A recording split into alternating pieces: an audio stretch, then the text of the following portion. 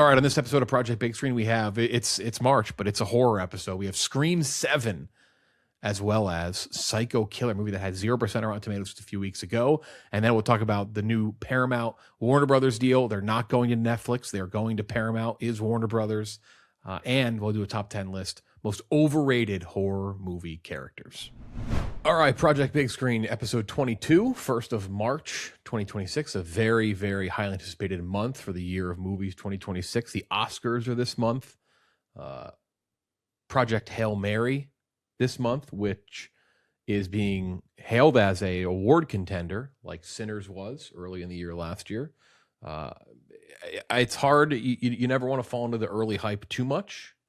We have been victims of that. We've also been sources of that, I'm sure, on things as well. But it does seem as though you probably can't deny much more how well received Project Hail Mary has been. So that is good news. Very excited. We'll be reviewing that in a few weeks. A couple other things too, getting some like Hoppers, the new Pixar movie, getting some pretty decent reviews. People seem to enjoy that. So we'll be reviewing that. And then, of course, like I just said, the Oscars, which is the big, that's the old Super Bowl, folks. But today's the Super Bowl of horror movies. Is it? Some are calling it. Scream 7. Yeah. 7th movie in the Scream franchise. There's Scream 1, there's Scream 2, there's Scream 3, there's Scream 4, there's Scream again. Though we will be calling it Scream 5 for those, for just to make it nice and clean. There's also Scream 5 is Scream, right? Yeah. Yes. And then Scream 6 is Scream 6, and now Scream 7, which I'm calling, by the way, I'm calling it an indirect sequel. Because it's a sequel to Scream 6, but like, is it? Yes, it is. Come on, they talk about Scream 6 plenty. Corey Very glowingly. They do. They want you to almost not like Scream 6, but we'll get into all that in a second. Psycho Killer is our other review, which at one point had a 0% on Rotten Tomatoes, does not anymore, though it is sub 10. And then a couple big pieces of movie news, especially in the Warner Brothers world. And then we'll be ranking our top 10 most overrated horror characters, not just villains. Villains can be picked, but we're talking characters overall. A couple candidates from this franchise, and on my end of things at least. Scream 7, though. When a new ghost-faced killer emerges in the quiet town where Sidney Prescott has built a new life, her darkest fears are realized as her daughter becomes the next target. Determined to protect her family, Sidney must face the horrors of her past to put an end to the bloodshed once and for all. Kevin Williamson directing it, his second directorial job. He did Teaching Mrs. Tingle in 1999. Who could forget? Yeah, who can forget? Saw the theaters. I was going to ask you if you saw that in theaters. I did, yeah. I've seen now both of Kevin Williamson's movies in theaters. Took a date to he Miss wrote Tingle. Scream 2, and Scream 4. Didn't write Scream 3. Was the creator, most known as being the creator as well, though, of Dawson's Creek and Vampire Diaries.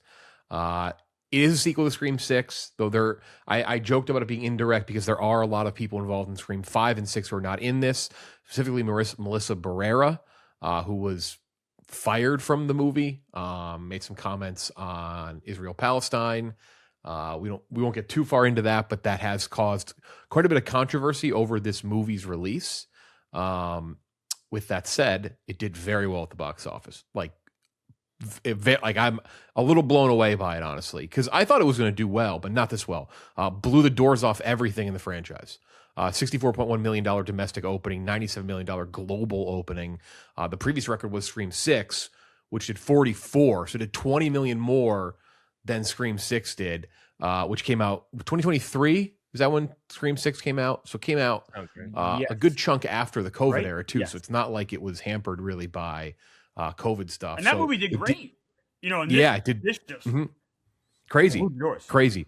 Obviously, you have Neve Campbell back. She did not appear in the last one. She'd been in every other one. There was a huge dispute over her contract.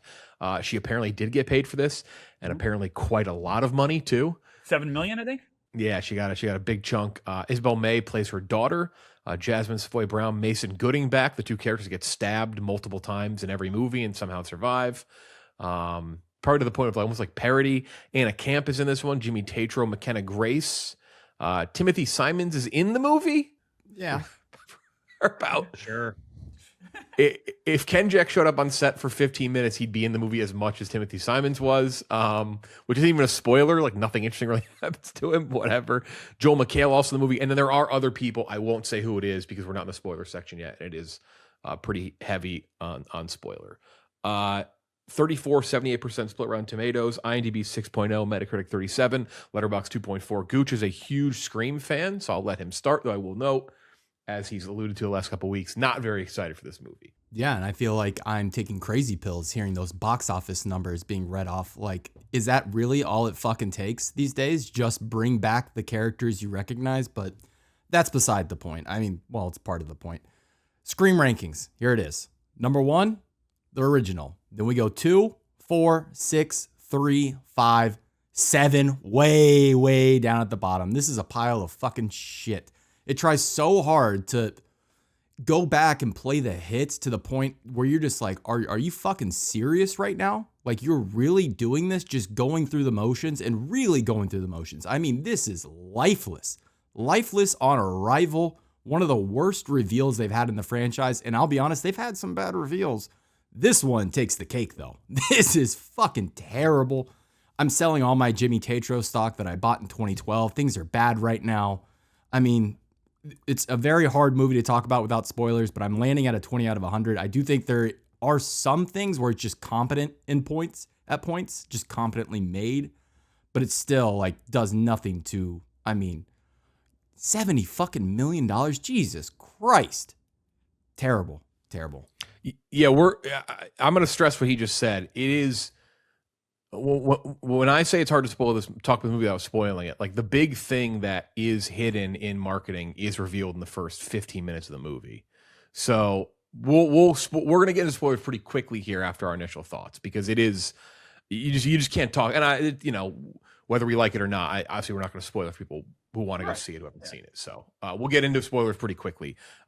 Gooch, I know, as he just said, despised it. Clemmer, I think you didn't hate it as much. Yeah, I really didn't. I'm on a 68 here, and I kind of feel like wow. I feel like I'm the Wow. one. I feel like I'm the one taking crazy pills here. So I went to the theater at Lincoln Center. Everyone loved it.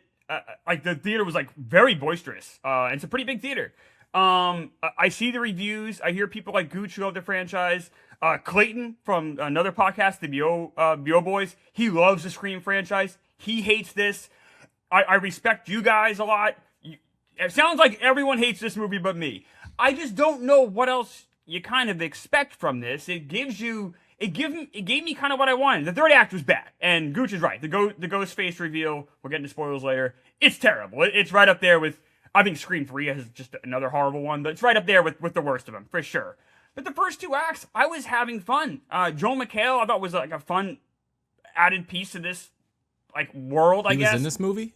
He was. And I liked having Nev Campbell back. I enjoyed that. I agree with that. I didn't particularly like, I liked Melissa Barrera, that she was very good, for sure. But like, I don't know, like for these movies, like I don't know what people expect. It gave me some fun scares. It was fun seeing some people back. It's stupid, for sure. Kevin Williamson's not a great director. You're right, Gooch. Like it's, at some point, it's very much playing the hits. Some of the critiques you have are fair, but I guess my pushback a little bit is, and I'm defending a movie that I think is kind of just okay here, but my pushback here is, what else do you guys think you're going to get from Scream 7? Like, I mean, I think the real strength of the franchise early on, even though 3, I think a misstep, no matter how you slice it, still does interesting things. And I think each sequel was tapping into something new each time around. It wasn't until 5 and 6 where it starts to get repetitive and almost have really nothing to say. And I think also the strength of the first 4 was being able to be very tapped into like the culture, especially the movie culture at the current moment. Sure. And that has just completely been lost.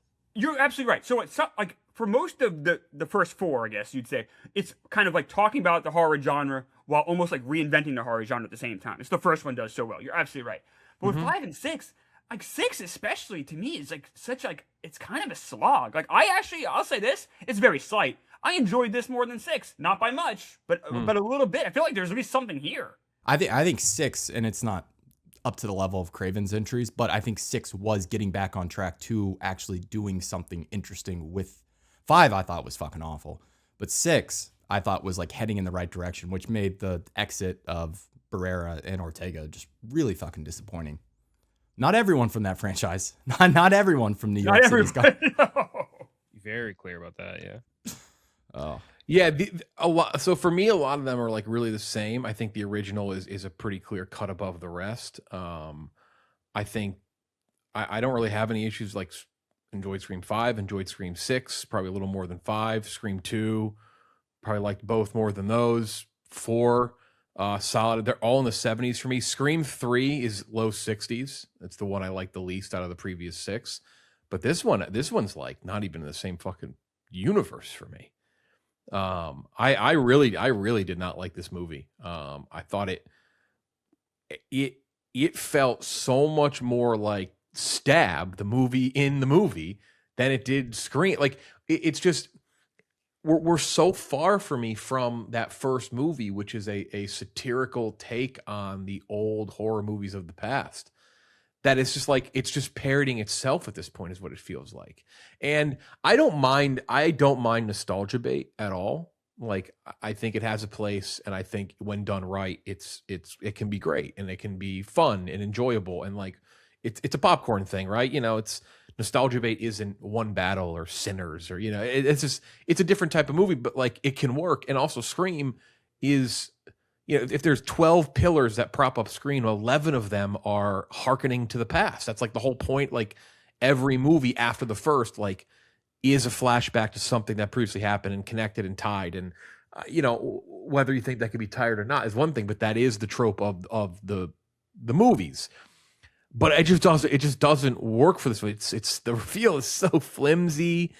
I kind of get what they're going for with like who's introduced, which we'll talk about in spoilers in a second, but I don't know, it never really hit for me because it kind of I think they tear down the wall of what is the big reveal too quickly, where you're kind of like, oh well, okay, well that's that. Which again, I won't say much more because it's kind of stupid to talk about without spoiling it, but I'm like, oh, okay. So then like the whole time you're just kind of waiting for some other thing that you know is not going to be as satisfying. And so, yeah, I don't know. I just did not work for me. I know some people who like it. I mean, I don't totally hate, like I've seen people say they've had fun with it. Like Clemmer, like I'm not like baffled, right? Like if you were to turn around and give like Psycho Killer 75, I'd be like, what the fuck? I'm not. I won't. Are you? I know you're not, and I know you're not. I know you didn't like it, but that's kind of my point. I've seen some people here and there defend it that I know. Shout out, we are the great on our Discord, the film crew. Shout out, great group. Guy there, shout out Spark. He's a big fan, liked it a lot.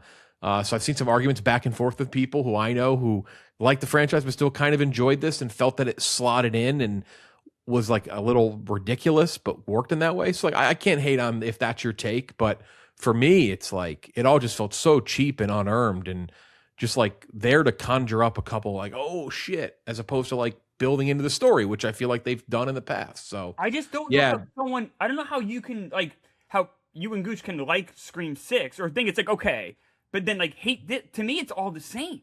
Like, I don't see a difference here. I think Scream 6 has a life to it. Like there's a beating heart in that movie. And Barrera, who I thought was fucking, like, I literally thought she was one of the worst actresses in Hollywood. After 5, I was like, what is going on here?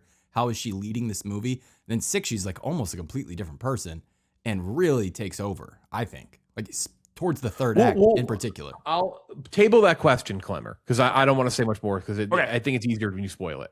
Ken Jack, what did you think? Yeah, I'm at a 20. I'm not a fan of this franchise really at all. Yeah, that's true. I'm like, even the last 2, I wasn't a fan of. I think that what I would say I objectively appreciate is like, with these movies is like part of the fun is having fun with it and having like a meta look at the genre and all that. So it kind of reminded me, I think, of 2 properties. The first of which being The Boys, where like The Boys in these last few seasons, you kind of become a parody of yourself and like you lose track of like the meta look at a big genre in horror. And I think that's what it feels like here. It feels like you're no longer like great point saying it feels more like Stab. That's definitely what it feels like. It doesn't feel like you're doing a Scream movie anymore. You're just doing Stab now.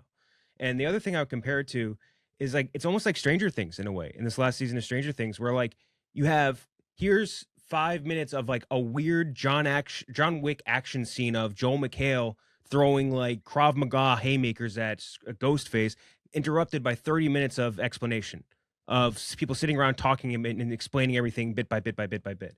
And it's not for me. That's just not, it's really, to me, bad filmmaking, bad storytelling, and just, I don't like it. I would agree in that I think there's parts of this movie that are like, hey, look, it looks good here. Some of the stabbing looks cool. Some of the visuals are okay. Like the music cues are okay. Like, but I can't give it really much more than that. I like the actors involved, including whatever the ones we'll talk about later after we talk about spoilers in a little bit. Happy they got paid. I've never been a fan of this franchise really, and I don't want it to continue anymore if it was up to me. But if it's going to make $70 million every weekend, go ahead. I just won't want to be the one there watching them. Which it's definitely going to. Oh yeah. Get ready there for will definitely be another one. There's gonna be 10 of them in the books right now, and it's gonna be starring fucking Dean Cain and Kevin Sorbo. So there are a couple reveals in this movie. We're spoiling this now. I just want to be very, very clear on. By the way, I don't think I gave my score. I don't think I said it. 35 for those wondering. The big reveal is very early on, and it's Matthew Lillard is back. That had been kind of rumored that he might return in the last one as Stumacher, which, yeah, like he's been, like they've used the house, his old house before in past movies, so on and so forth. So when he returns, I was kind of like, well, that's kind of crazy. He's definitely dead. No, he's definitely like whatever. And he's all scarred up and everything. And then they go way too quickly to basically largely tell you that it's AI and it's deep faked. And I think that ruined all of it for me. I'm like, oh, okay, well, that's obviously what it is. Like, okay. And so for me, from there on out, I'm like not as interested in it. I don't mind bringing him back. And I think this franchise is ridiculous enough where they could have just brought him back. Yes. They should have. Would not have mattered.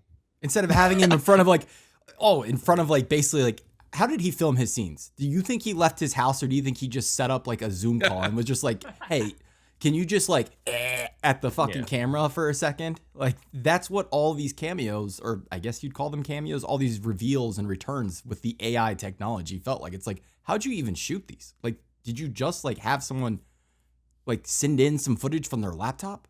It's so poorly done. He was the best part of this movie. Yeah, I thought. I'd agree. Like I wanted him to be the final reveal because I wanted more of that. I love that character from the first one. He's my favorite character from the first one. So I was this is great. He brings like a weird life, weird energy to it. And I was hoping that even though they keep telling us it's AI, Jeff, you're absolutely right. I was hoping that it ended up, oh no, actually it is him back because he was great. It just like, and look, I'm an easily duped person in movies like this too. Like you can get me. But I was like, oh, this is so clearly what it actually is. I'm like, the fun is gone for me now. I don't care every time I see him anymore, which is a disappointment. And then it turns into this whole there's this whole scene where she's in the house and you have all these screens are showing Matthew Lillard again as Stu taunting her. And then it like deep fakes into other old characters. You have Laurie Metcalf's Nancy Loomis, and you have Scott Foley's Roman Bridger, which was, I think, what a waste. Like what a fucking waste. And then David Arquette is Dewey Riley, which is, they're like these like your enemies and maybe your friends. And so it shows Dewey Riley. It's like, oh, okay. They don't show, there's no Billy Loomis, but like Billy Loomis was like kind of like a Force ghost in Scream 5. So I think they didn't want, I don't think they wanted to redo that. It ruined the whole movie for me. It was just, and then the reveal in the end, it's Anna Camp, and then some guy. He worked at Google. That dude. And then worked at Mental. Yeah. Like, why would you, how did those job skills transfer? Yeah, somebody worked at Google, then he's like a big code writer at fucking Google, and then he's the security or whatever at a mental hospital. Just like, what the And the whole movie hinges on them being at the mental institution when he's working his shift. If they go and he's not working and at that front door, if he's going to the bathroom taking a dump when they get to that mental institution, then the whole movie falls apart. Because no one tells him that Stu's alive. It's so stupid. It's so I will say, stupid reveal. Anna Camp is like, that's the best part of the movie, I think. And it's like, it's so stupid and it's a terrible reveal, but she's the only one like actually bringing the energy from the original movies of like that fun, unhinged, like playful horror. And she's having fun. She's just reading bullshit, but And like even like her explanation, like Kendrick, you said, it's like this really long-winded explanation and exposition dump, and you're just like, and like it's actually usually when you get the Ghostface review, you get the explanation, but then the explanation, you're like, well, wait a second, and then she keeps going, and it's like, well, but then this happened, so now I feel this way. Like, oh my fucking Dude, the scene where they're in the bar talking shit out, that felt like 2 hours long.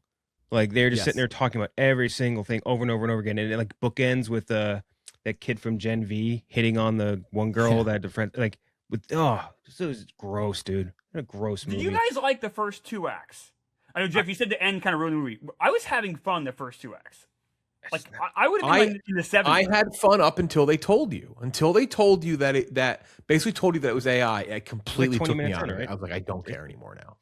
They say that like the second you see him, like she's like on the FaceTime and she's like, "Good AI, dude," or something while she's talking. Yeah, which I cast that aside at first a little bit, but then the second time they said it again, you're like, okay, well now that's just what this is. Like that's obviously what this is in 2026. It's just like, okay. Courtney Cox shows up as Gail Weathers. Very funny kill scene as they kill like a dupe ghost. I will say that. Well, I did crack up at the guy getting hit by the car. I don't know why. It was so cartoony. Great. That was great. She steps out. People have said there's like an Avengers type moment. Portal, yeah. She steps out of the car and then she goes away. By the way, for the rest of the movie, basically. Never once comes in contact with Ghostface. By the way, at any point, except for killing like the fake Ghostface. You have the Meeks kids, whatever. That's the one thing where I don't hate them bringing. Like that's one of those things. No, it cracks me up because like they keep getting stabbed and they keep getting hurt and they just keep surviving. Multiple cast members in this movie asked them, "Why are you here?" Which is never a good sign. Like, what are you doing here? Yeah, it's I don't know. I just. How about how fooled were you guys when did you ever at any point think it was the boyfriend? Like when she got in his car and he just had his laptop open and he was just like, I was just seeing if it could be done. Yeah, like he had his deepfake.exe open on his computer and was just like doing some deep fakes in his car. McKenna Grace and Jimmy Tatro have 2 pretty brutal deaths. If you like slasher stuff. Jimmy Tatro just stabbed right in the head. His girlfriend, Michelle Randolph, was set on fire. McKenna Grace just sliced open on stage. That was kind of a brutal kill. But other than that, I mean, I don't know. Like it just again for me, it's like the review broke down. The reveal broke down so quick early on that I just couldn't care. The creepy kid got a good kill. That was a good kill. On the beer keg. On the beer, yeah, that was a good one. Or on the beer. His eyes are creepy as shit, dude. Yeah, I completely understand your criticisms, Jeff, as far as like the end, but like I just it didn't ruin the whole movie for me. Everything you said is fair. It's bad. It's bad filmmaking for sure, and the cameos were cringy at best, but it didn't ruin the entire movie for me. Yeah, I can't even really counter you in a way that I'm like, I can't fucking believe you think that. Just for me, it's like once it took me out, I was out. But this movie made a lot of money, so it's coming back. Coming back. There's going to be a Scream 10, guys. I know it's a Scream. Like, there's going to be. Is this the most thriving horror franchise going right now? Like, there's nothing. This is the biggest franchise in horror right now. Which is crazy because like Halloween and stuff made a decent comeback and then just flopped out, and then. And I feel like and then Megan never quite took off. No. And Saw's kind of gone away.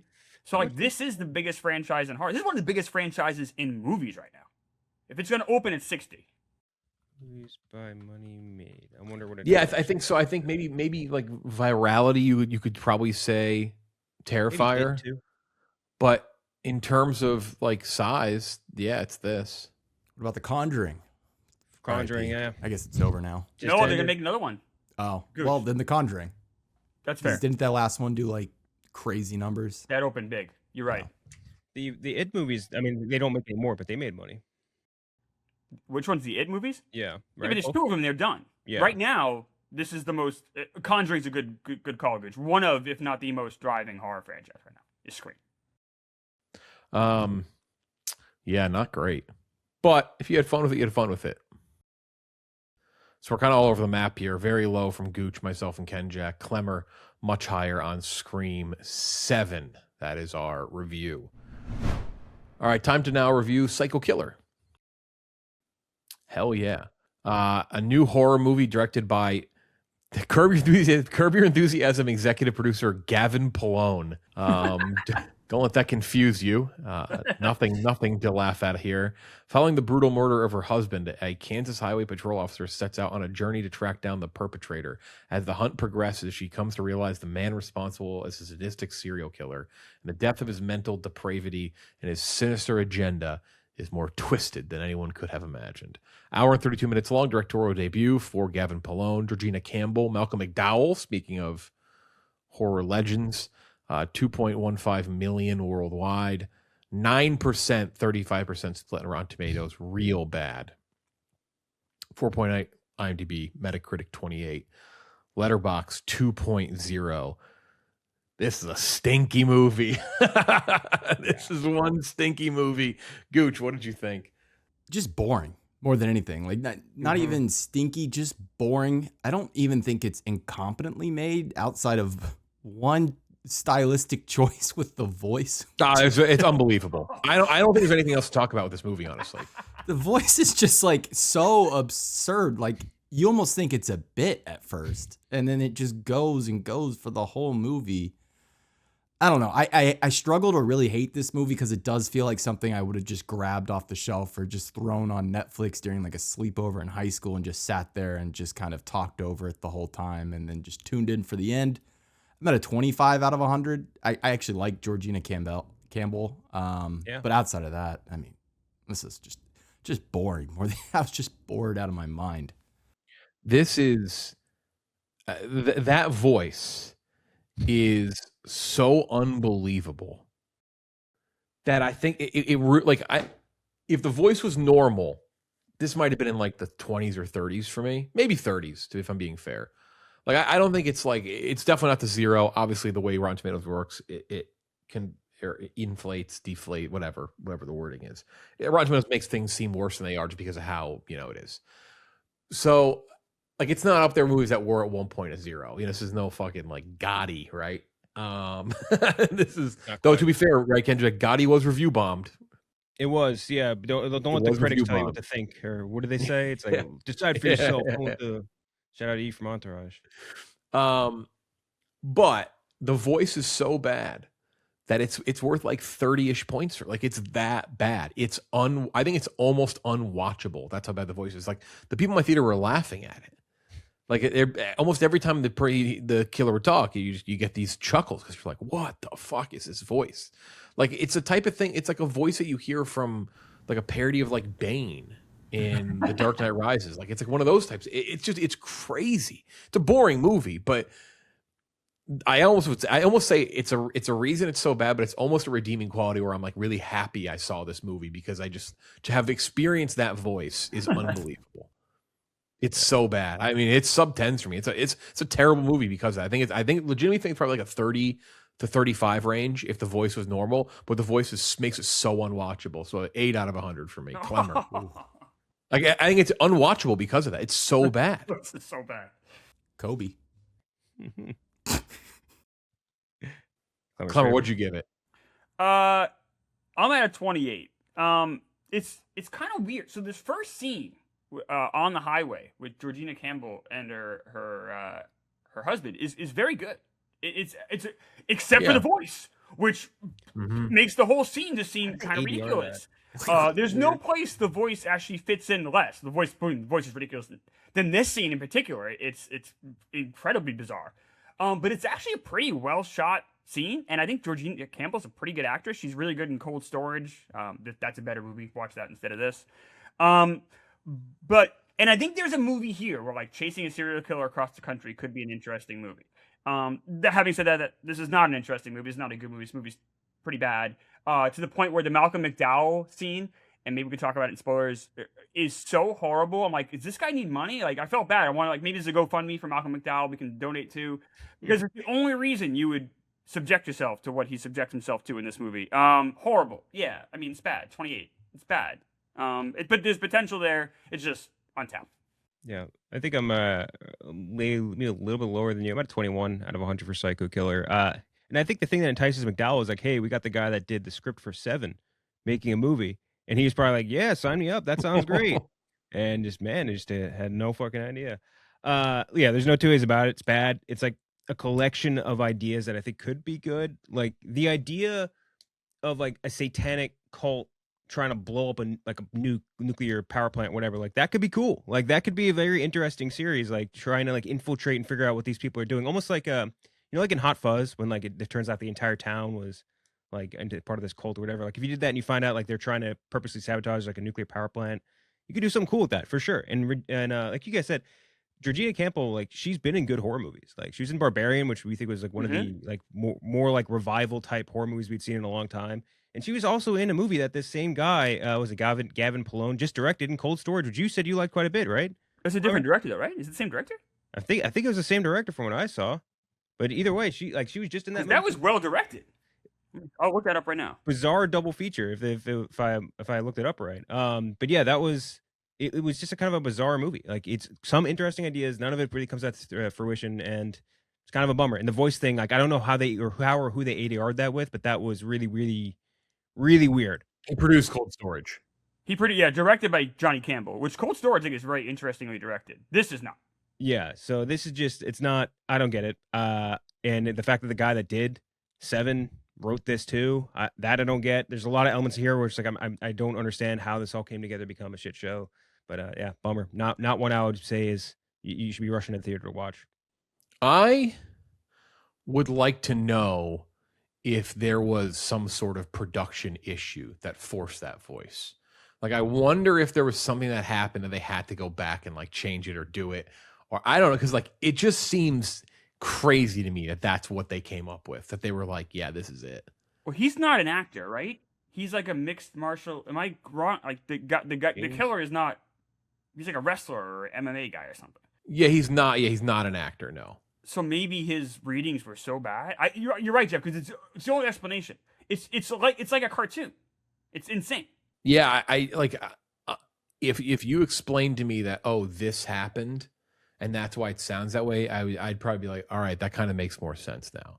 Because otherwise I don't understand how this gets released with that voice. It's movie ruining. It's unbelievable. I just looked at an interview with him. He has a very regular voice, extremely regular voice. So maybe something crazy happened. I mean, that's like that. Something had to have happened, because otherwise, that is just madness to me. Imagine you're Georgina Campbell. You make this movie and you sit down and watch it, and you realize that's the voice they use. I would be like, "What the fuck?" Because like obviously that all happened in post. So you must be like, "What did they do to this movie?" It's like the reverse Darth Vader experience when you're watching, and that English guy, was it David Prowse, is doing like, take him away, and then all of a sudden you hear James Earl Jones. By the way, I just looking at the notes for this. This is originally there's going to make it in 2009. Fred Durst was going to direct it. Oh, what a fucking cursed production this is. What the hell is this? That checks out. That would have been great. Yeah. Also, like, why make her, if you're going to have her like chase this guy across the country, why make her a cop? You know what I mean? Like, because the whole time I'm just sitting there thinking, like, this isn't allowed in so many different ways. Like, this doesn't work. Like, this does not work. Why not just start her as an FBI agent? Something that can track him across the country. I don't know. That's like a very small complaint in a long laundry list of like things wrong with the movie, but that really bothered me. I don't know why. Well, they chase her across the country, but I think this whole movie was made in Canada, which it looks that way. It does, like they don't look like they're in America. Like so, like you can't. It's tough to do an all-American or chase or movie when you're not in America. Where was the actual nuclear thing? Like Harrisburg. This is all shot in Winnipeg, by the way. I just looked, which isn't surprising if you watch this movie because it doesn't look like they're in America at all. Yeah, looks like they're on the set of Longmire. I don't know if you guys watched that. Great show. What do I call it? Yeah, this was bad. This was a bad movie. Bad movie made worse by a choice for the voice of the villain that is just baffling. So yeah, I would steer clear unless you really want to go to the theater and you got nothing else. I would steer clear on this one. Though, hey, check it out. If you want a good chuckle, check it out. You'll get a good laugh out of the voice. That's our review of Psycho Killer. All right, moving on to some news. A lot of big movie news going on right now. And the big one is Paramount set to acquire Warner Brothers. Netflix was outbid. They were given a chance to then counter, and they decided not to, which is a little surprising to me, given how aggressive they went after things when they first had the deal struck. They basically sent out a whole notice about it. It was like, hey, this shit's coming to Netflix, baby. Not happening. Obviously, the government involvement was a huge factor. President Trump's relationship with the Ellisons and all that, I'm sure played a role in Netflix being like, we got no fucking shot at this. So Paramount now has it, which it is a very interesting reaction because there's also an element that Netflix wasn't involved with, which was the news angle. So many people are very concerned about the news angle of CNN, etc. And if there were promises made to further move CNN maybe to a more right-wing thing, rework things, stuff like that. So there's a lot of people very worried about that stuff. We're just talking about the movie stuff today, which does have people worried. Some people seem to think that because of ties to the current administration, will that, does that mean things like, sinners in one battle won't happen? I think a lot of that is a little dramatic and a little oversold and bought into. I don't think that's what's going to happen. I think Warner Brothers is still going to make Warner Brothers movies under Paramount's umbrella. And I think if they don't let them make it, they'll go make them elsewhere. Right? Like Coogler's going to make Sinners, and it's not going to be, a movie about like Ronald Reagan beating up zombies. Like it's not what's going to happen. Like that's not. No. My concern, not to soapbox too much, my concern about this more than anything. Say what you want about the Netflix thing. Ted Sarandos, CEO of Netflix, claimed that there'd be a 45-day window, which satisfies to the minimum. My thing with Netflix is Netflix movies were going to get made with Warner Brothers. That was never an issue, right? Like, say what you want about Netflix, they make probably too many fucking movies. Like Warner Brothers, they were always going to make everything, right? Everything. And they've released some good movies over the years with some pretty big directors. Martin Scorsese released a Netflix movie, right? Like Guillermo del Toro is still making movies with Netflix. So like David Fincher, even though his never really hit as much. Paramount, if you look at their release window for the next couple of years, you don't even have to fucking scroll to see every movie they're releasing for the rest of 2026. Like if you pull it up on the computer, like it's the next 2 years are like all right there. It's Passenger, which I don't even know what that is. Scary Movie 6, Jackass 5, Paw Patrol the Dino movie, Banger. Street Fighter, Ebenezer, a new Christmas Carol movie, Focker-in-Law, Angry Birds 3, and then Untitled John Tuggle movie. I know everyone's pumped about that one. And then you go into 2027, the same thing. Sonic the Hedgehog 4, A Quiet Place Part 3, Untitled Ninja Turtles movie. And then after that, it's like another Untitled Ninja Turtles movie. We have other news that they just announced they're doing 2 G.I. Joe movies. Why do one when you can do 2? Combined eventually, but yes, right now. So they say. We'll get into the G.I. Joe in a second. But my point is like, there's a little concern with me of like, Paramount doesn't really handle their own shit well.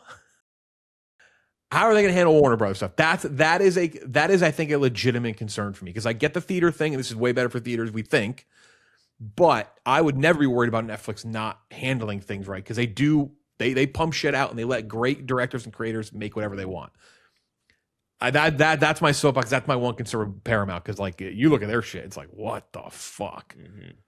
Little alarming to me, but I guess we'll see. Yeah, there's a lot of debt issues with Paramount, because like they're only worth around like 15 billion, and they're acquiring a company that's already 30 billion in debt. And the money that they're getting to do this is coming 20% that's from Saudi. The rest of it's coming from Ellison, and like the CNN stuff is super, super murky.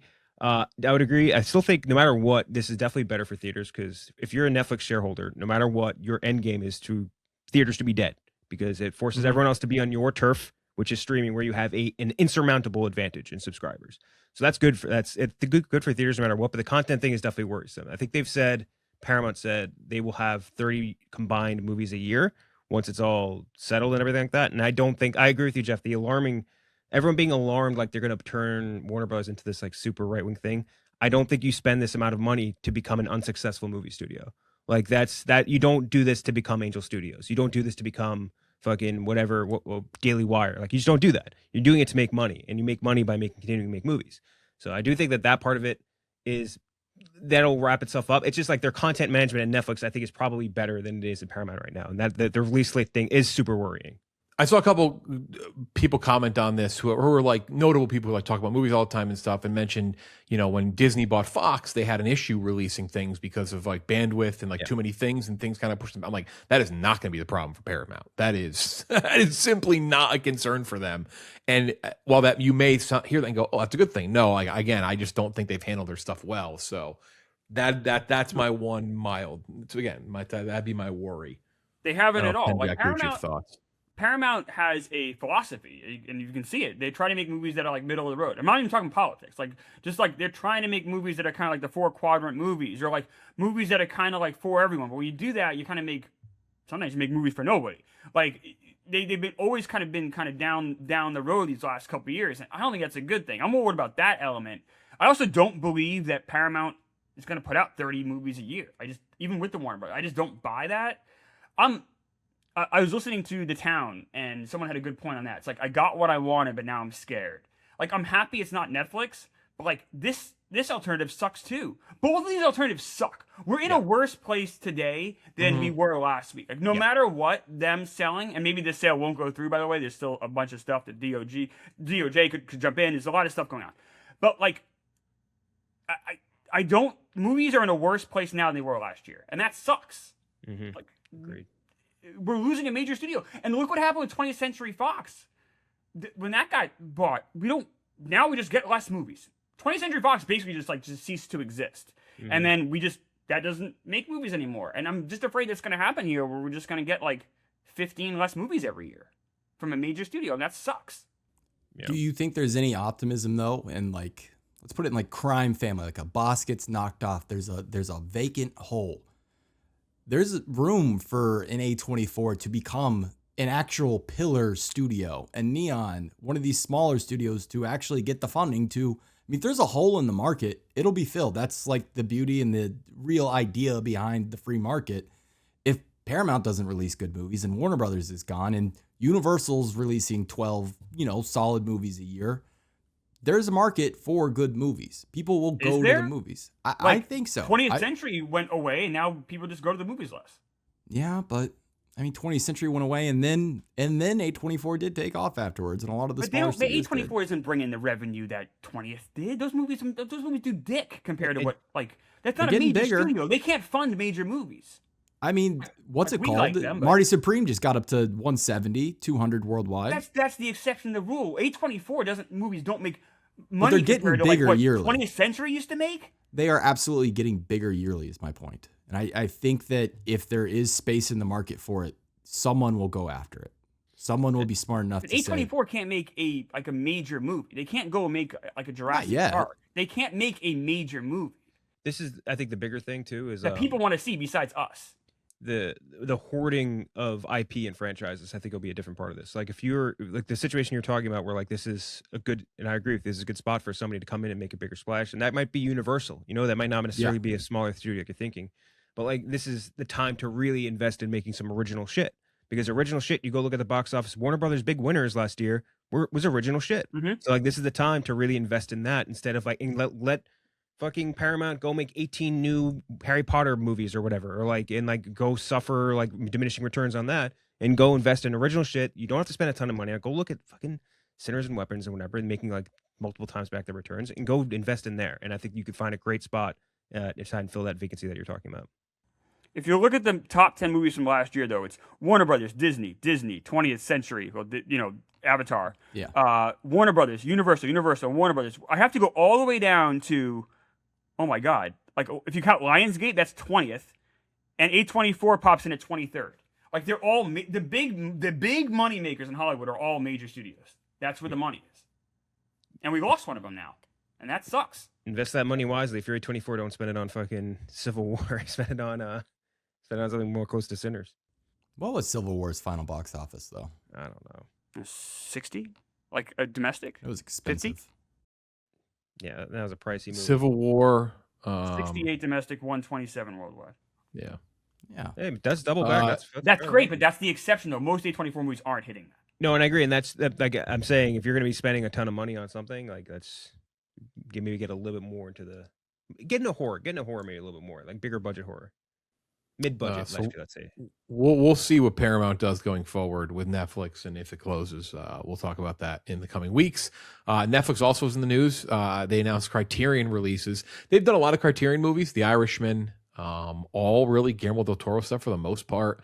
Marriage Story, Noah Baumbach, like they've routinely had again, Netflix gets shit on a lot for theater stuff and like traditional movie going stuff, but they have been very good about physical releases with Criterion, and they're doing Frankenstein, which makes sense because GDT's done a lot of movies with Criterion, and then K-pop Demon Hunter is getting a Criterion release, which should be enough to fund Criterion for at least 20 years. Like that thing is going to go absolutely crazy. I assume it's going to get announced. They typically announce their stuff on the 15th of the month. It'll probably get announced on the 13th or the 16th because the 15th is a weekend. That is the night of the Oscars.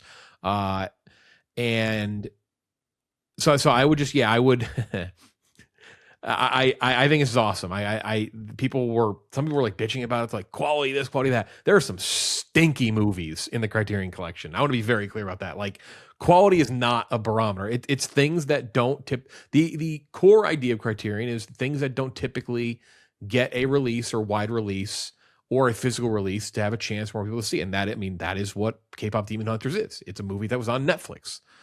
So why not? They have a good little deal with Netflix. I thought this was cool. Great way for Criterion to get more eyeballs too. So all for it.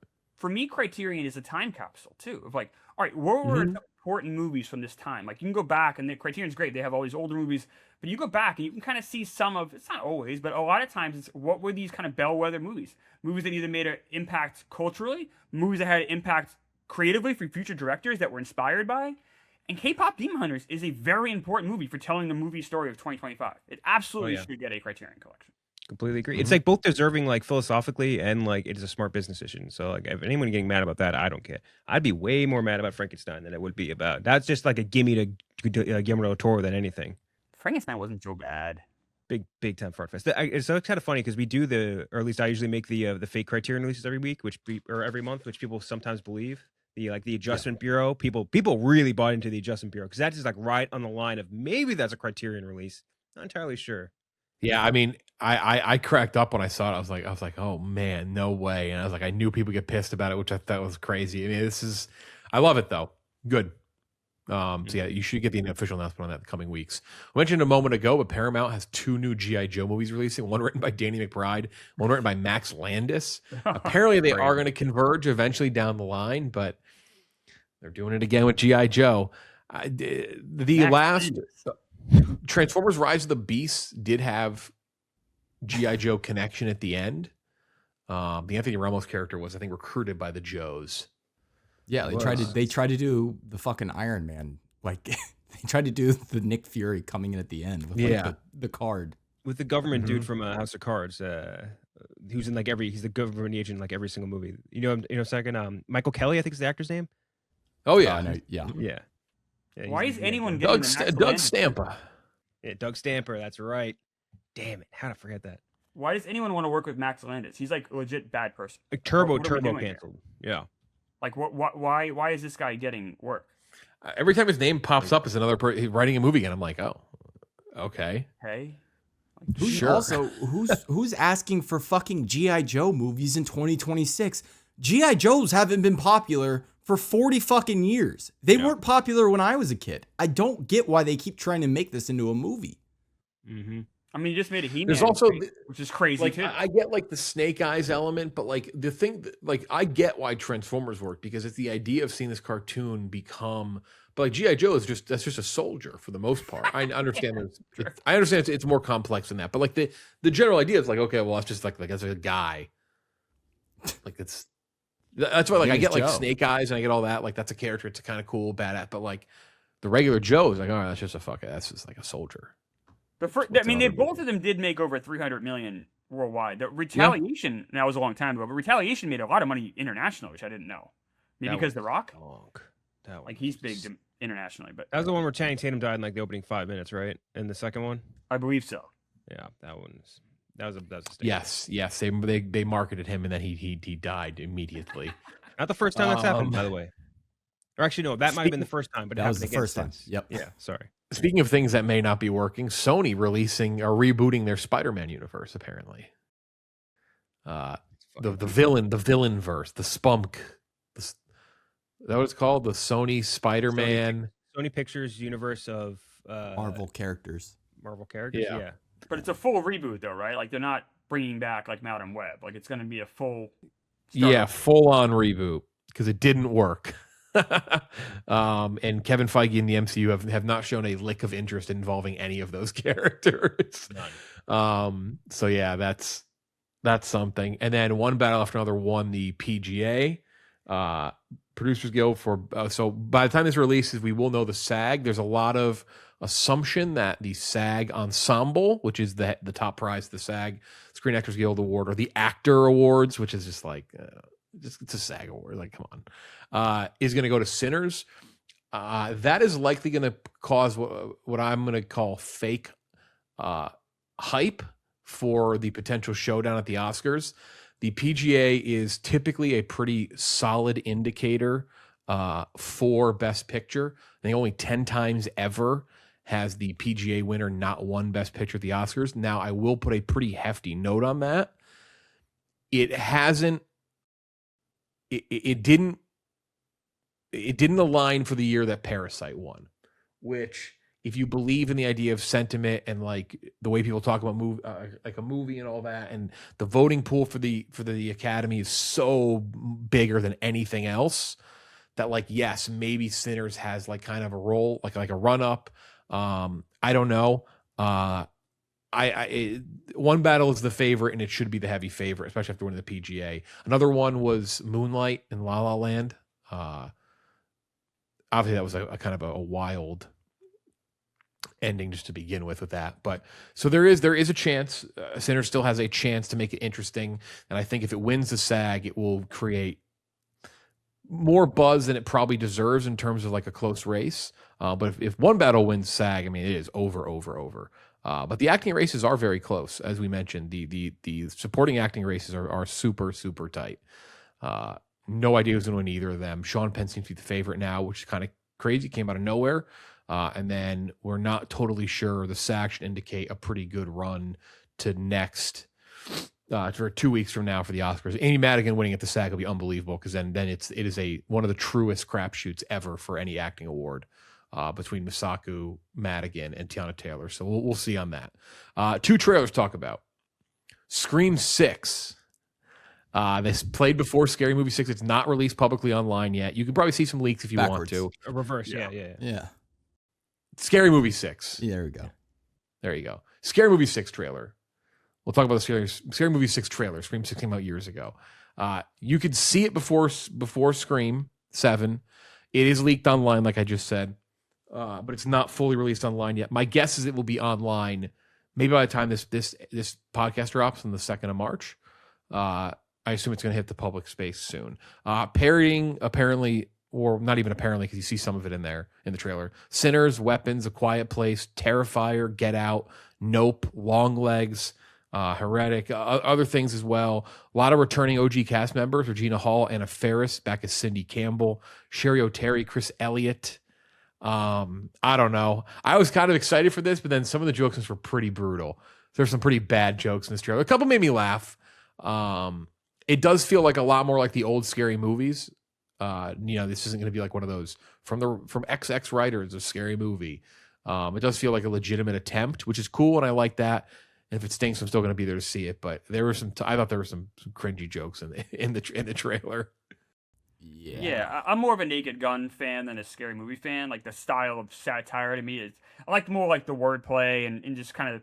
I mean, don't get me wrong, Naked Gun does some stupid shit for sure, but I feel like it's a little bit more clever. Where this is a lot more broad and kind of like there's not like I said, I don't want to use the word subtlety with Naked Gun, but this to me is almost it's too broad for me. I think. I think what you're describing is like what they do a lot in Scary Movie is like point and look at that thing that you know. It's not like a joke. It's like there's that thing. It's like, and that is definitely not as funny as Naked Gun for sure. But like there's a place for it, I guess, if that makes sense.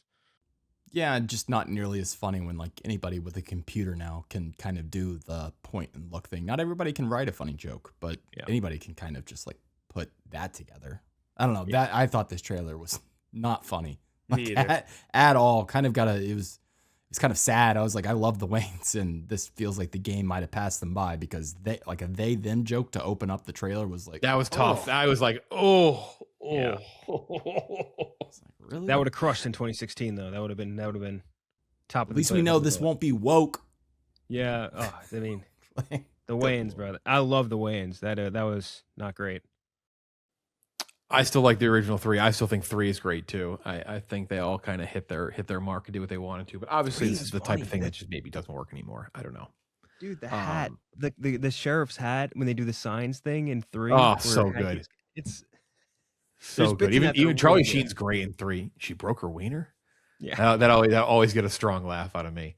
And I've long talked about when this show used to be Life Camera Bar, so I've long talked about the deleted Jared from Subway scene from Scary Movie 3, where he vomits up an entire Subway sandwich at the rap battle. The got deleted scene. That's another great example of look at thing. Yeah. Michael Titties is directing this movie, just for those who were wondering. So wait, really? Yeah, Michael Titties is the director. Oh, never mind. This looks great. Our guy. Well, I'll be Our there. guy, Mike. I'm always Mike down for a Titties. kid's job. Yeah, I am too. Yeah, we didn't mention this because Clemmer wasn't on last week, but we did tell Clemmer that he is the official head of the Sklanards. Get Sklanarded. That's fine. I am proud to be Sklanarded. I have Sklanard strength. I'm proud. Yeah. We're joking about it at work. Like, we love to make fun of Clemmer for this already, and it's gonna blow up in our face in 2 years when that guy's hoisting up the Oscar for some bullshit movie. Like it's guaranteed. It's guaranteed. Sorry, you guys hate a charming leading man. Wow. All right. No, I don't hate him. I don't hate him. I don't hate him at all. You're the leader. That's Yeah, fine. you're the leader. I have a coworker, Tommy Smokes. He also loves. Yeah, he does he likes. There is an arm. I'm saying this, Jeff. We're building an army of Sklanards. If you you should have to go to every Sklanard movie with a Get Sklanarded shirt. That should be. Let's get Sklanarded in here. Yeah. Yeah, that should be your move. That's fine. I'm perfectly fine being branded as that because that's a brand I wear proudly. You and Tommy.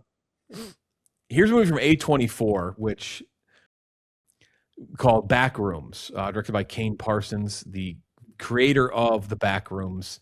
If you know what the Backrooms is, here's the direct explanation. I'm familiar with the couch.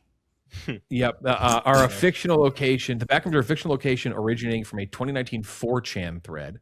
So this is very Five Nights at Freddy's coded, right? Internet thing that becomes very popular, a person behind it directing it. One of the best known examples of the limited space aesthetic, the Backrooms are usually portrayed as an impossibly large, extra-dimensional expanse of empty rooms, accessed by exiting reality and sometimes inhabited by creatures beyond human comprehension. Here's the difference, though, between this and Five Nights at Freddy's. It's an A24 movie. Chiwetel Ejiofor, Renata Rines was in it, and Mark Duplass. Very bizarre. I don't know what this is. The trailer is very vague. It's more of a teaser. I don't even know what to make of this. Why didn't they have them in the teaser, Jeff? You have a great cast. I don't know. Why are you hiding them? Maybe that's for the next I don't one. know. That's the next trailer or something. I'm interested because of the cast. Clearly, I think I know the answer. I would assume that the teaser is more focused on video game players, right? Okay. Get that crowd excited. I guess that would make sense, right? Don't distract with, do it as true to form as what you see online. Get the people who like the Backrooms into it. I don't know. This is one of those wild internet ones. But hey, it's one of those ones where A24 does make some bad movies now and then. So if it was not good, I wouldn't be shocked. But credit to them for, I guess, taking a swing at it. Hopefully there's more of a care to this than Five Nights at Freddy's. Though fans to like it. Can I give you a list of producers on this movie really quick? Yep. Sean Levy is number one. James Wan is the second. And then Dan Levine, who's the guy who did Arrival with what do you call it, Huh. Denny? What a bizarre trio of guys who be producing Yeah. a movie based on a 4chan post. There's a lot of talented people involved with this. I'm intrigued. I'm very intrigued too. It's like you put those names in it. Renata Rhymes was great, is an elite actress. We've talked about multiple times. Obviously, Sentimental Value. She's nominated for Best Actress. So, yeah. Finn Bennett too, who's just great in Game of Thrones, the Night of the Seven Kingdoms. Really good in that. So yeah, those are the trailers. We'll talk about things that we have seen in the last week or so. Big one, I think big one. Shout out, great episode of Love Story, JFK Jr. Excellent. They finally do the famous Battery Park fight between the two of them when they got engaged. He is so bad in this role as JFK Jr. It's actually unfathomable, but there's just something about this show. It's just perfect trash, and people are eating it up too. It's just the Ethel Kennedy's in the. It's amazing trash. He is so bad in this role as JFK Jr. I can't get enough of it. It's incredible. It's just, if there was a good actor and a good performance in this lead role, I don't think I would like the show. Like, I think that it literally makes it. I can't look away. And then A Memory of a Killer with Patrick Dempsey remains one of the worst things I've watched in the last 2 years on TV. It's so bad. He's so terribly miscast. I can't believe it. But the big one, Paradise, back on Hulu, with 3 dud episodes. Just three bland episodes to bring this back. There's a flashback with Shailene Woodley in the first episode, which, if I were to say which one intrigued me the most, it'd probably be that one. Without question. For sure. Right? I was most, because you get to see the world as it experienced the cataclysmic event that set the world into what it is. I'd say by far the best of the 3, Jeff. I would agree. But then, which is fine. I don't mind a flashback episode to open up the season. I think that makes sense. Then, to do another flashback episode right after, I was like, no way. What the fuck? Progress the story a little bit, and I guess it builds up. It gives you some elements, but like not really. And then the third episode is fully based in the bunker. And I just didn't care about anything that happened in that episode or anybody in it. It was an unbelievable collection of 3 episodes to open up this new season. And I said it online. I've never seen a show that is either complete dog shit or really, really great. Like, it's the most bizarre show. I can't get enough of Paradise. This show Mrs. Marsden so bad. Yeah, Like, seriously. it's so noticeable. Like, the third episode, Jeff, you're absolutely right. The third episode is such a test in patience because you don't give a fuck about anything that's happening for like 55 minutes of that episode. Mm-hmm. And the flashbacking too, I love Sterling K. Brown. I felt bad for him. Like, we got these random kids who don't speak for no reason. Like, the whole thing was awful. And I like this show. And I was so disappointed. I don't know. I mean, I'm still in. I'll watch episode 4. That episode 2, when because this whole season, the whole first season, right? Like, he's trying to find his wife. When he reunites with his wife, it better be the best fucking bit of television that's ever come to screen ever, because they've been teasing it now for a season and a half. And that full flashback just interrupting the flow of everything going, dude, man. So fucking frustrating, the show. Oh, jeez, I can't see for some reason. Over and over and over and over again. Oh my god, dude, it's crazy. I won't spoil it, but there's a character reveal in one of those 3 episodes that you're supposed to be like, whoa. And I more was like, is that that person? Like, is that? I was like, what? And I had to look up the actor. That's never good when you got to go look up the actor and see if it matches. So, yeah, I Paradise is something else. We'll talk. I'm sure we'll talk about it in this spot every week until the season wraps up. Apparently, we're doing 3 seasons though. Like, that's it. He's saying it. Really? Like, he said we're going to do 3. Maybe you should have stopped at 1. Maybe. I also watched The Bluff with Carl Urban and Priyanka Chopra Jonas on Amazon, a new pirate movie. Not great. Yeah. Didn't think it would be, to be frank. Yeah. Not terrible, but also then it gets so green screen, blue screen heavy at the end. Not great. Dreams with Jessica Chastain I saw. Didn't really like it. Story ends in a bonkers way and not a good thing at all. It's kind of like a mishmash of kind of themes and ideas, and then it wraps up in a terrible way. In the blink of an eye. Sorry, was that the one that got like shelved? I think so. It's a series, right? The one that like they got rid of because of the Charlie Kirk thing. Yeah, that's what I was asking. Oh, was that it? Okay, I maybe don't think not. it came out No. yet. No. Oh, okay. Dreams kind of just came and went, so I thought maybe that's what you're talking about. Then there's Andrew Stanton did a movie called In the Blink of an Eye. Andrew Stanton, the very famous animated director who's doing Toy Story 5, also did Finding Dory, Wall-E, Finding Nemo, A Bug's Life, writer on the original Toy Stories, but also did John Carter. And now did this sci-fi movie with an unbelievably miscast Kate McKinnon, Rashida Jones, Daveed Diggs. This thing, bad. I've said stinks too many times today. Bad movie. Did not work on Hulu. And then The Dreadful is the last thing I watched, which is perfect title for a really bad, boring movie, starring Sophie Turner and Kit Harington. So if you want a Game of Thrones reunion in a bad vehicle, there you go, folks. There it is. So yeah, that's what I watch. Clemmer, what about you? You've 2 weeks to catch up on here. Yeah, so we on Super Critics we watched one of Jeff Dego's favorite movies, Supergirl. Which Jeff has a 2 on Letterboxd, and he's not wrong. This is atrocious. If you want to see it's unbelievable. Robbie Fox and I trashed a movie on Super Critics. Check it out. Supergirl, a horrible, horrible movie. I saw Epic, Elvis Presley in concert. Oh yeah. I know Gooch did too, and it sounds like we had kind of the same take, where it's like Baz Luhrmann just kind of like... It's weird. He's hitting all the same narrative notes. You're exactly right, Gooch. Like for instance, Baz Luhrmann's obsessed with Elvis never touring internationally. But then Baz Luhrmann will ignore Elvis falling into, depravity with drugs, or the most interesting part of his life, kind of the end of his life, his friends turn on him. He also ignores the fact that he was dating a 14-year-old. Doesn't want to talk about that. We'll talk about this tour. So Elvis Presley in concert, some interesting footage at times. Great footage.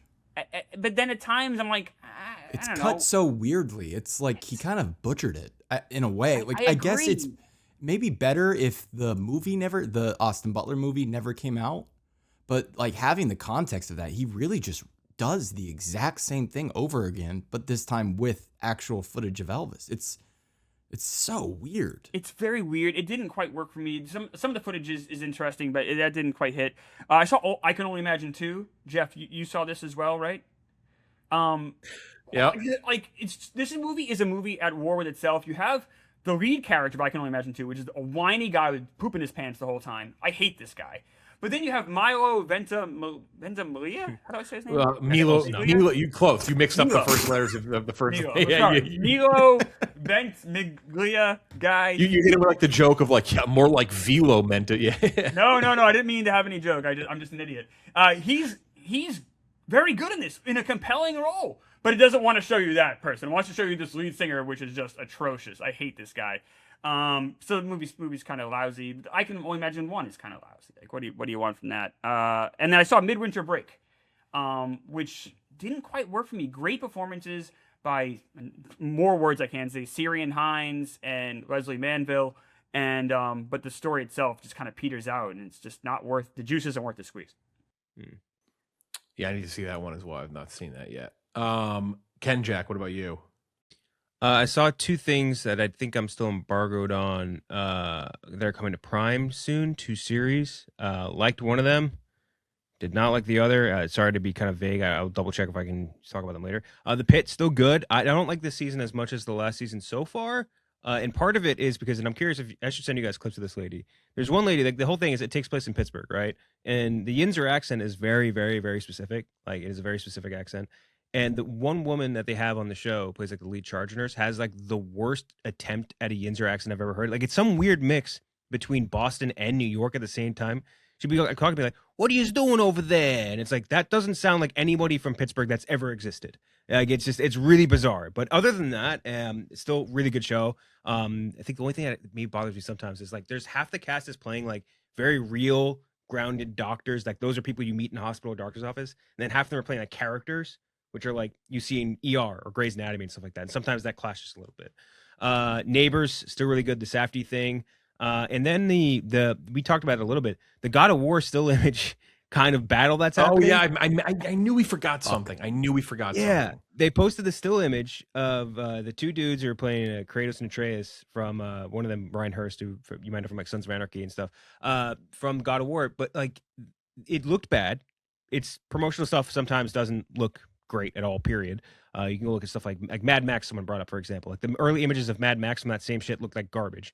So I think that what's his name, Ryan Hurst, posted an Instagram story. He's like, "Don't believe everything you see." Which like what does he mean by that? Does he mean that like Amazon AI'd this and released it as a public like official thing? Like, I don't know what it means. I don't care to know just yet. But I will say I still believe that this is cast basically perfectly. Like I love these games, and every single cast member that they've announced so far, I've been like, that is perfect, that is perfect, that is perfect. And for the people that they could bring over from the voice roles, like the guy who plays Mimir is like a head, they have brought them back. So I'm very on board still, but that was a very bizarre situation. Yeah, that first look was like one of those things where it was just like, really? That's real? Like it looks not, it just doesn't look real at all.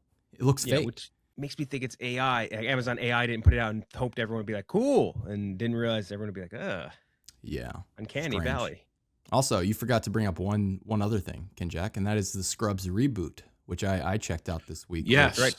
Which you can check out on our YouTube and Mostly Sports. Right. Myself and Brandon Walker interviewed Donald Faison, Zach Braff, and I watched too. I'm blown away that it's just Scrubs. They just really like, strong writing. Yeah, like I think doesn't the miss a ideas are beat. good. It just feels like it slots in with the original run. I will say, and I've liked everything about it pretty much, except for their faces, which just gonna take a second to get used to, because they all have, it's that old like sitcom problem, like, as Friends goes along, they just get hotter and hotter and hotter. Like they just look so, they have the big veneers, they've all had work done. Yeah.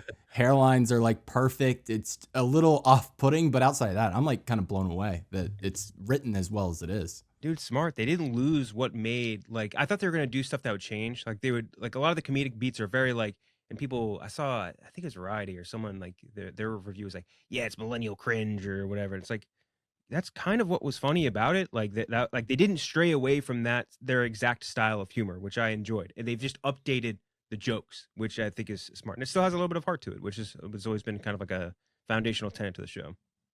Yeah, credit to them. Obviously helped that those two have remained close friends and they had a podcast together and like there's just a chemistry that just never went away. So yeah, definitely if you're a Scrubs fan, check it out. Yeah, and then two physical things, two big time anticipated releases from Criterion. Coen Brothers, The Man Who Wasn't There, awesome movie, and then one of the greatest movies ever made, Sidney Lumet's Network, finally on Criterion 4K. Very, very excited. Have not opened it. We'll be watching this tonight. Well, I might need to get that one, Jeff. That's a good one. Yeah, that's a absolute must cop. I did get two all right. VHSs actually, but VHSs. What do you call it? I was looking for Blu-rays because I went to a few antique stores this weekend and I was just searching around for Blu-rays because they don't know how to price them. So you can get for like great Blu-rays still in package for like $2 or whatever. They didn't have a lot of great ones, but Patton, and they had this one store had a collection of clamshell Disney DVDs, and I was like, oh, I'm gonna buy all of these because these I feel like are gonna be like a great collectible one day. Unfortunately, a lot of the ones like the premiere items they had were kind of fucked up, like the condition of the actual clamshell screwed up. So I ended up with one. Maybe not helping any stereotypes here, but end up with Mulan, the best condition one out of all the clamshells I could find. But it just brings you back to like that childhood feeling. I wanted Little Mermaid. Little Mermaid or Lion King would have been like the 1A 1B to get out of these. But I was like, I'm happy with Mulan. Man, haven't seen one of those in so long. Dude, it's great. I'm gonna put them in the VHS player. I got to work when we get in. Okay, nice. All right. Let's rank some things here. Time to rank our top 10 most overrated horror movie characters. Gooch, myself, Clemmer, Kenjack, then it's Snake's Back, then I did the wheel, and myself and Gooch actually have a third pick each. Gooch, number one most overrated horror movie character of all time. Who do you have? Easy pick for me. Recent addition to the horror lexicon, and that's fucking Art the Clown. Yeah. Fart the Clown. Yeah, that's my number one.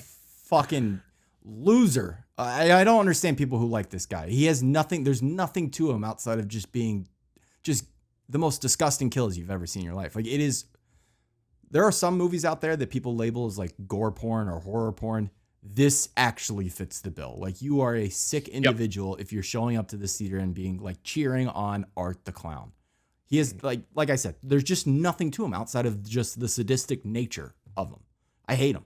Mm-hmm. You're just ripping off other bits. You know what I mean? Like it's like, Yeah. well, you're doing what Pennywise did, but Pennywise is maybe doing better than you. You're not as interesting, Art the Clown. Don't like you one bit. And I would agree. I would echo that completely. You are a sick fuck if you enjoy watching those movies. A sick fuck, and not the oh, I'm twisted, I'm different. Like no, you're a sick fuck if you like these movies. I would agree. I'd agree completely. I think it's a great pick. It was on my list as well. Yep.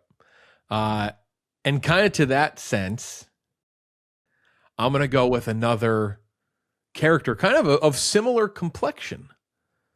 Jigsaw, number 2 for me. On my list Jigsaw, as well. overrated character. The most memorable thing about Jigsaw to me is that old MySpace video of the guy saying you want to play and he's on it's the grown man dressed as Jigsaw and he breaks a small tricycle. You want to play a little game, the old school YouTube, maybe not even YouTube, but MySpace. What I think of, I think Jigsaw's a lame character. It's a weird dynamic with the Saw movies because like Jigsaw was originally like the main thing, but as you get the reveals, like Jigsaw's really just like more than anything, just like a figurehead. Because like once you break down the like who the character is and like who plays the character. And then it's like once you get to meet Tobin Bell more and more, you're like, well, I don't know. Yeah, it's just really a fucking puppet. Like, I don't really care about that. I hate those movies too. I'm gonna say like those movies stink. I think they're lousy, they're floppy, they're bad. I can. Yeah, no. I mean, after the first one for me, which first one's still kind of whatever. What's his name? Isn't it fucking Cosmo Kramer? What's the John Kramer? John Kramer. It's Tobin Bell, right? Yeah. Yeah, it's just like, yeah, I don't know. It doesn't do anything for me. Doesn't do anything for me. Again, I think more of a joke video than I think of actual Saw. If only the first one existed, I probably wouldn't think that. But yeah, Jigsaw's overrated. Is the first one the one 3. Where he opens his phone and it's revealed that the date is 9/11? Yeah. 2001. This is such an easy 1-1 for me. I felt this way I think my entire life. Jason Voorhees, Friday the 13th. Yeah. Oh wow. This guy, there's nothing to this guy. There's nothing. He's not correct. He just kills people. Like there's nothing in like Freddy Krueger is funny, like interesting, really kind of a twisted past. Michael Myers has like the intimidation and this. He has kind of the same beats a lot as Friday the 13th, but for some reason this works better. It might be the mask, might just be Michael Myers' story.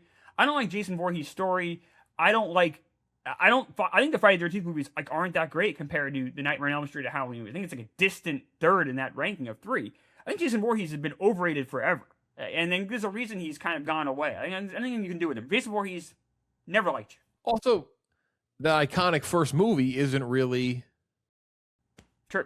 It's the mom. Jason really, like, it's you know, it's not the same Jason you see the rest of the way in terms of, like, you know, Jason F becomes, like, the main villain on camera for the rest of those movies. But, you know, the first one is successful and works because of the fact that, you know, it's hidden, it's mysterious.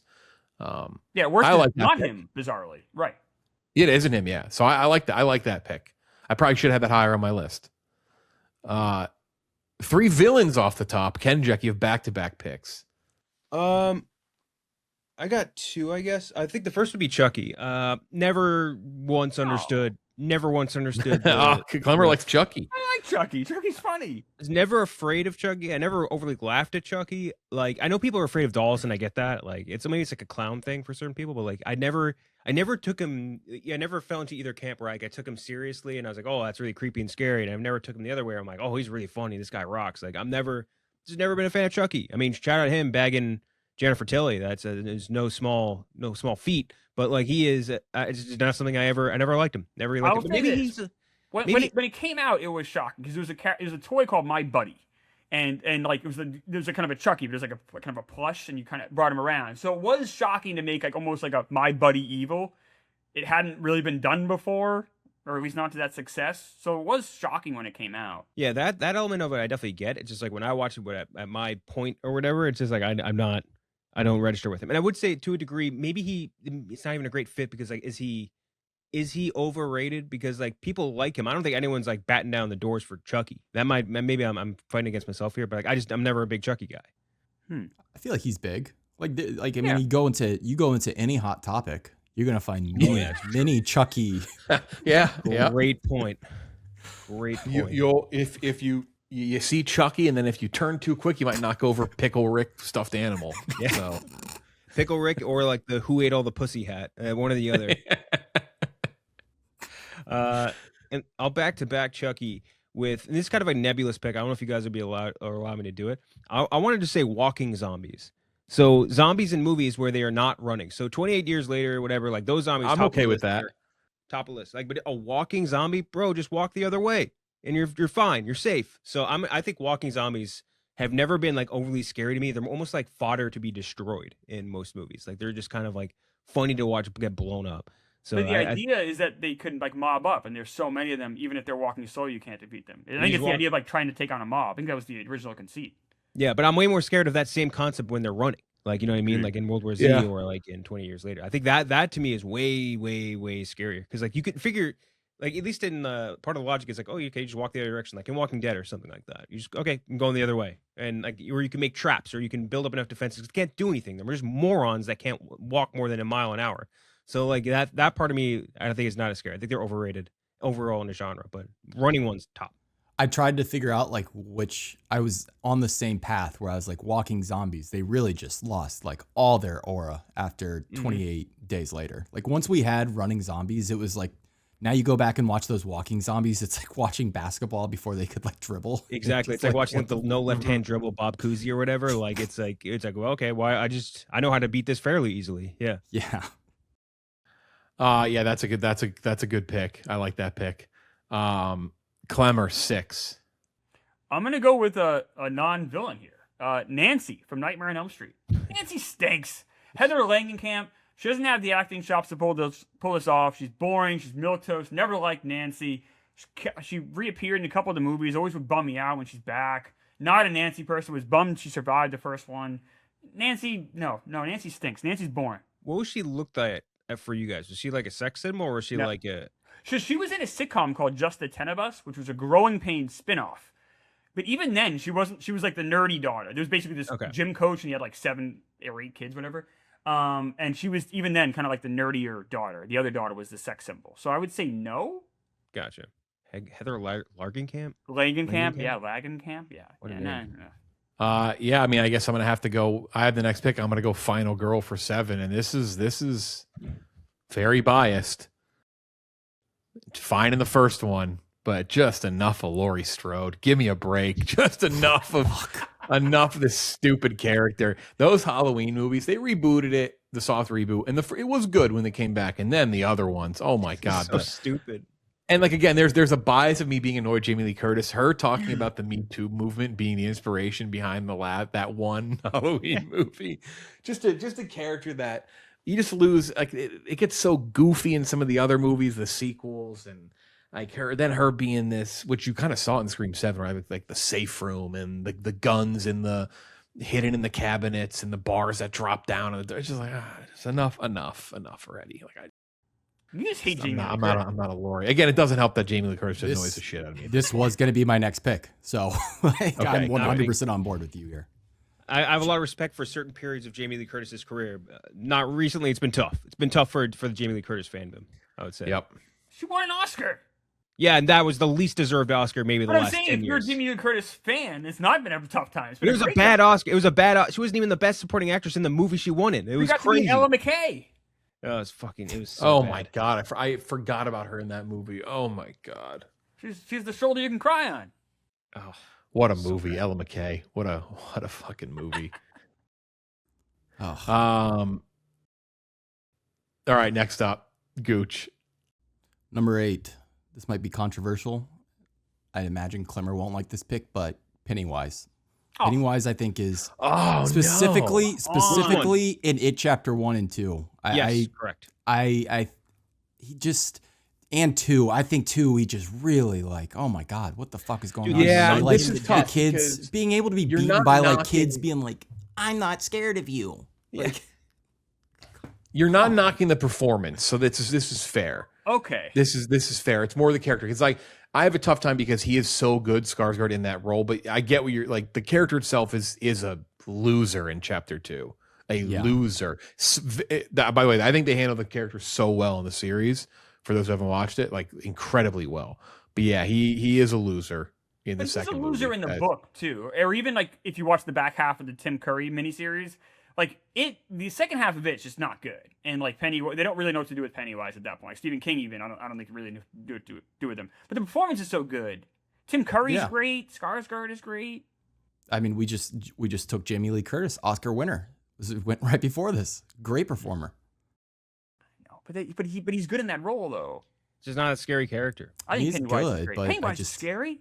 I think it's a matter of failed potential for me. The CGI scary is not as scary as practical scary, and the Tim Curry practical scary is just 10 times, but like to the nth degree more creepy than anything Bill Skarsgård could do. Yeah, I disavow the Pennywise. I know it's gonna go on the list. Whatever, I'll have Gooch's face. That's fine. I disavow.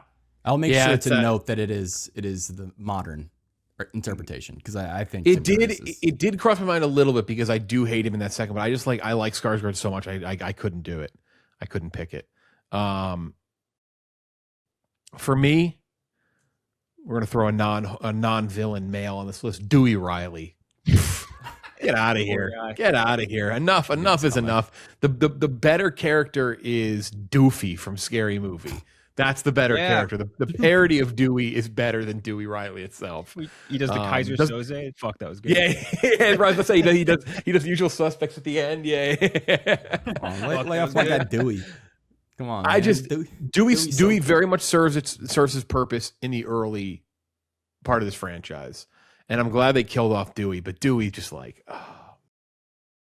I just can't. And I also, like, for some reason, we actually interviewed David Arquette. The only thing I ever think of with David Arquette is he was in an old Coca-Cola commercial with Courtney Cox when they were together, and he's not paying attention to her. And she's like, "Do you want soda?" And he's like, "Yeah." And he's not listening. And she chips out a big chunk of ice. And so she puts it in the cup. And when you fill up the soda, there's only like one sip because there's so much ice. I don't know why. That's what I only think. It's the only thing I ever think about David Arquette. So just have to note that old Coca-Cola commercial. Doofy's so much better than Dewey. So much better. The doofy bag, Courtney Cox, Veil Weathers. Come on. Absolutely. No question. Doofy's back in Scary Movie 6, he was in the trailer. Yeah. And Sherry Maybe O'Terry plays the Gale character. Could have been AI. Last one, Gooch. I don't know if this will be allowed, but I'll throw it out. This is a character that has permeated throughout horror over the last decade, and that is Trauma. Trauma is a stand-in character for almost every horror that has come out the last 15 years, and I'm fucking sick of it. I think we'll allow for the hilarity of the list. I like that quite a bit. Yeah. Oh, even in this movie that we reviewed today, like stop with the fucking trauma. No one in your life says I have like all this trauma. Like no one thinks that way. No one, unless they're like paying thousands of dollars for therapy a week. And I don't see that happening in any of these movies. So quit with the trauma. Just stop it. Stop. Yeah, just stop saying it. I like that. No, that is, I think definitely acceptable. Yeah, that's the big thing. Quit. Definitely don't fucking say it. Don't say it out loud. You could be like, hey, look, this kid, like, he became a killer because he burned down in a house when he was younger, like Kane and the Undertaker or some shit. You don't have to say like, and because of that, he has trauma. Like, yeah, no shit. Like, you implied it by giving us the story. You don't have to be like the generational trauma of Jason Voorhees. Like, shut the fuck up. Like, we get it. You had big circumstances going on. You don't have to say it out loud. Yep. Oh my God. That's a good pick. I like that. That's a good call. Yep. Good list. The only one really off my list would have been Gale. I don't love Gale, but Gale does serve a purpose in the Scream.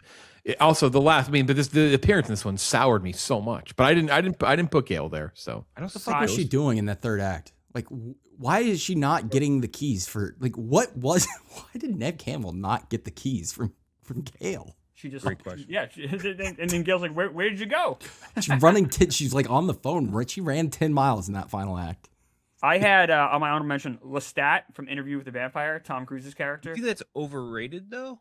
I do. I feel like people think of him like fondly, and like that's like a horrible performance by a great actor. Really, I think he was good. I think he's good. I have The Government in The Purge. Oh, I think The Purge movie is just dumb. The Purge is a pretty good one. That one masked guy. Yeah, I think it's just like the overseers at large, I guess. Yeah.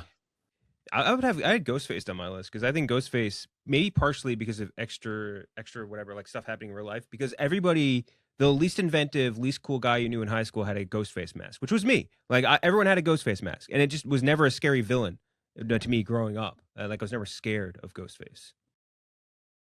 No. And the man. knife where you could pump the blood.